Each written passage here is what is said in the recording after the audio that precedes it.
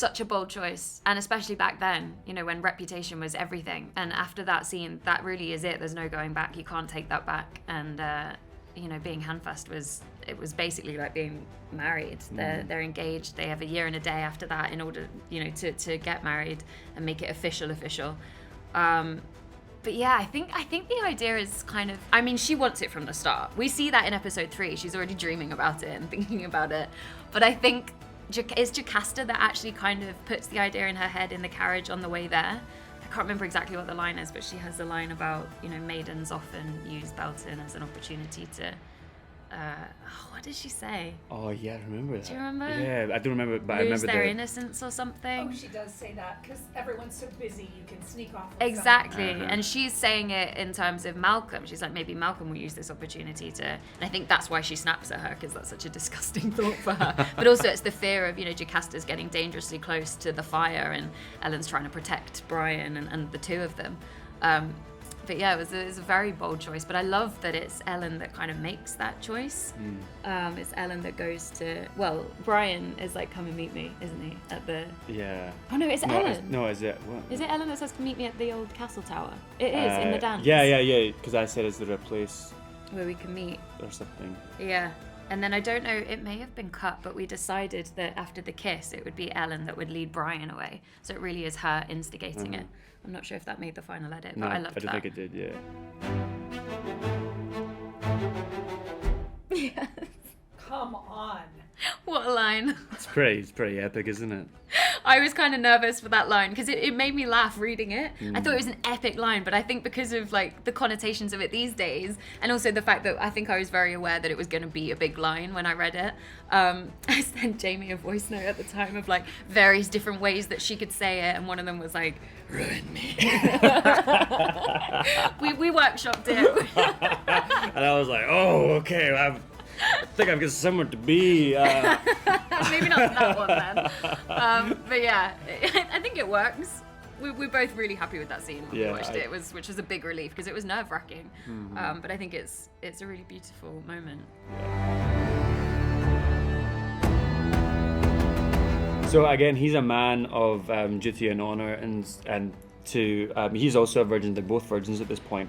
And if he knows that he wants to be with Ellen, this isn't just like a fling or anything like that. So when he knows it's about to go down, he wants to approach it like it's a forever bond, it's a promise. If we're going to do this, we're going to make a promise to each other. And there's no greater promise than hand fasting in that moment. And then he can do things properly, Yeah, he's kind of protecting her, I guess. Oh, totally. Yeah, it's a protection, isn't it? Yeah. Yeah. Yeah.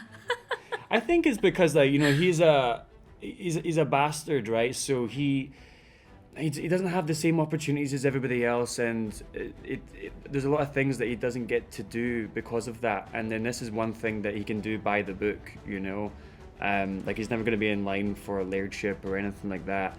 And then, there's this opportunity to actually be like, oh, we can do it. We can have a proper marriage. We can have a proper family, and that's something, a normal life. A little bit of normalcy in his not normal life. Yeah. That you could have. I think Ellen wants that too, but she doesn't want to assume that he wants that as well. I think she wants to marry him, but that just seems so out of the question, and impossible at the time.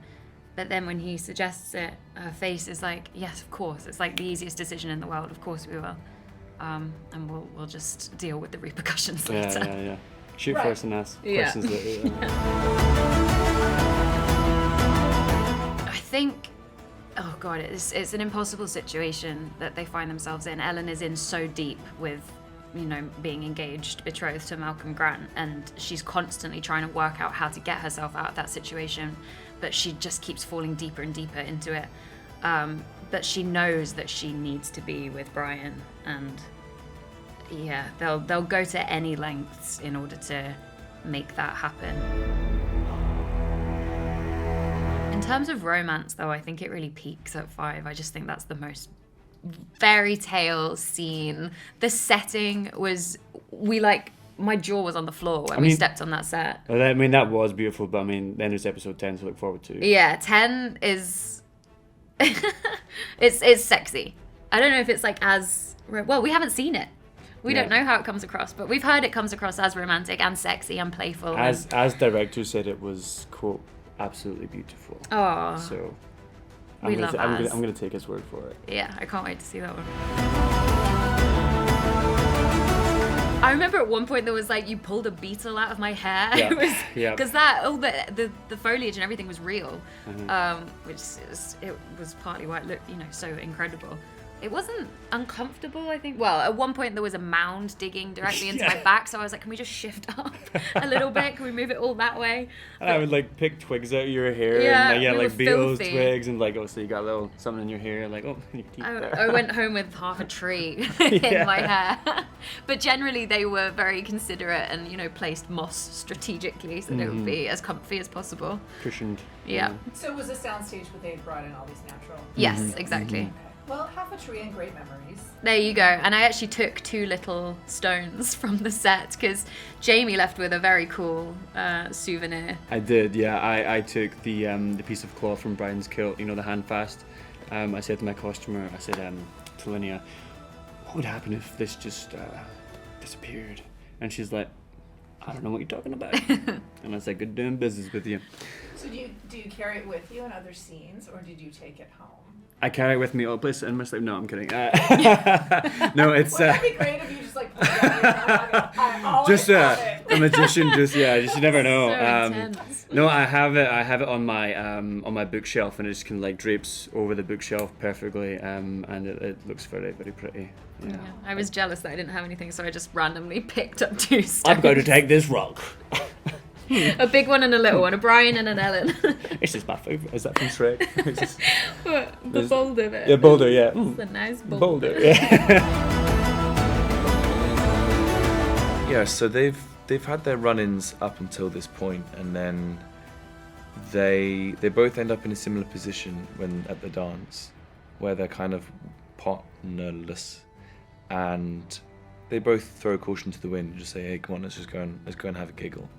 And I think there's a moment in that where they realise that they both have a similar position within their families to each other, which is that they are kind of outside of the main thrust, and that they can find some sort of solace in each other and recognise something in each other, and that builds and builds. And then Murtagh has a rough day, and he gets a bit beat up, and he hits the booze, and unfortunately for Jocasta, by the time she comes to find him, he's kind of 3 sheets to the wind and isn't talking much sense. But he very much opens up to her, and just expresses his loneliness. And Jocasta can empathise with it so much that they reach this point where you feel like this is the moment where these 2 lonely souls could heal each other. And then he screws it up by saying Ellen, or Helen, as I actually said, because I sort of breathed out as I said it, so I said Helen, which surprised Jocasta quite a lot, and Sive playing her. We don't know who this extra sister is. Yeah, and then he's got to live with those consequences, which he can pretend he forgets because he was drunk, but he doesn't. I think for both of them that something breaks between them there, and it takes a while for them to repair that. It's quite a hard thing to bounce back from, I think, saying someone's sister's name. Has she ever called you Robert or something? Or Yeah, she likes to call me Robbie? She has a range of names for me, actually. Or like instead of Murtagh, Stephen, she call Sweetie you like Pie. Magnus. Hey Magnus. Hey Magnus, She ever got Hamish. your name wrong? No. No, because she has integrity, and she knows what she wants. She's not a sober. fumbler like Murtagh is. He fumbles it at the last. But yes, we'll see them again. We follow real history. That's my answer. Also, I think the thing I love about prophecies, though, and obviously we've played this before in Outlander, but they're open to interpretation. Yeah. And that's what I love about it, and that's what we really lean into here and explore, which fits in so nicely with his story.